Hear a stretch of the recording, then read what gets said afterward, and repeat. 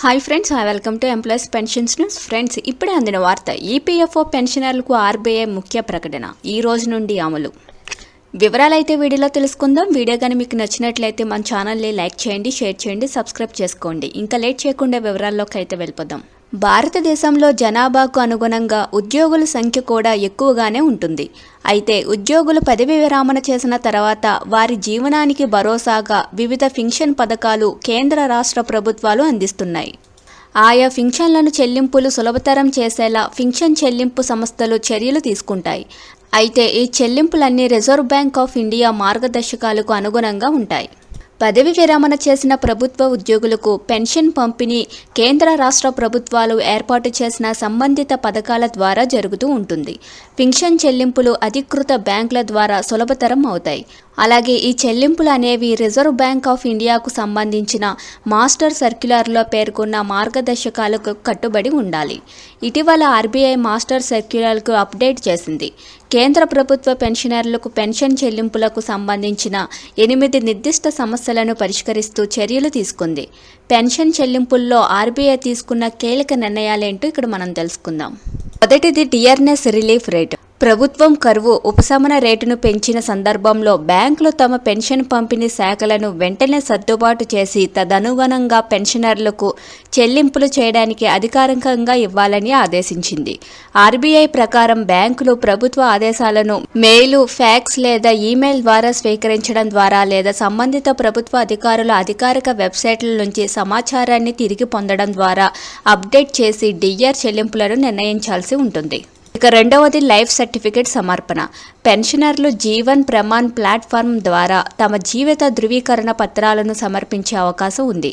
దీనివల్ల బ్యాంకుల శాఖలను సందర్శించవలసిన అవసరం ఉండదు. పెన్షన్ మంజూరు అథారిటీ కూడా ప్లాట్ఫామ్లో నమోదు చేసుకుంటేనే ఈ ఎంపికలు అందుబాటులో ఉంటుంది. ఇక మూడవది సూపర్ సీనియర్ సిటిజన్ల పరిశీలన. సూపర్ సీనియర్ సిటిజన్లు దీర్ఘకాలిక వ్యాధులు లేదా వైకల్యాలు, దృష్టి లోపాలు ఉన్న వ్యక్తుల వారి నివాసాల వద్దే లైఫ్ సర్టిఫికెట్లను సమర్పించే సౌలభ్యాన్ని అందించాలని రిజర్వ్ బ్యాంక్ ఆఫ్ ఇండియా బ్యాంకులను ఆదేశించింది. అలాగే పెన్షనర్ మరణించిన సందర్భంలో కుటుంబం పెన్షనర్ ప్రత్యేకంగా ఈ ప్రయోజనం కోసం కొత్త ఖాతాను తెరవమని కోరకుండా కుటుంబ పెన్షనర్ను ప్రస్తుత ఖాతాలోనే జమ చేయాలని ఆర్బీఐ సూచించింది.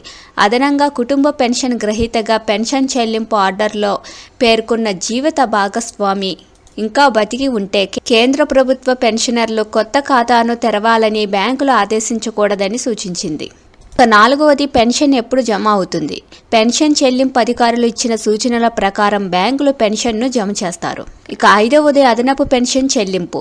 పొరపాటున పెన్షన్ ఖాతాకు అదనపు పెన్షన్ చెల్లింపు జమ అయితే అధికంగా చెల్లించిన మొత్తాన్ని తిరిగి పొందడంపై సూచనల కోసం సంబంధిత పెన్షన్ మంజూరు అధికారులను సంప్రదించాలని ఆర్బీఐ బ్యాంకులకు సలహా ఇస్తుంది. అదనపు చెల్లింపు బ్యాంకు లోపం ఫలితంగా ఉంటే పెన్షనర్లు నుండి అధిక చెల్లింపులను తిరిగి పొందడంలో జాప్యాన్ని నివారించి అదనపు నిధులను వెంటనే ప్రభుత్వానికి తిరిగి ఇవ్వాలి. ఇక ఆరవది రసీదులు.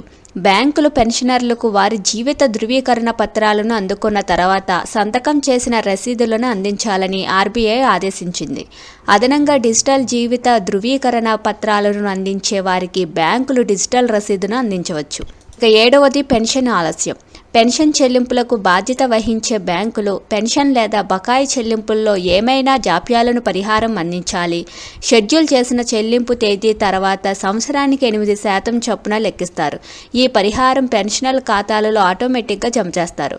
ఎలాంటి క్లెయిమ్లు దాఖలు చేయవలసిన అవసరం లేదు. ఇక ఎనిమిదవది అనారోగ్య వికలాంగులైన పెన్షనర్లకు పెన్షన్ చెల్లింపు.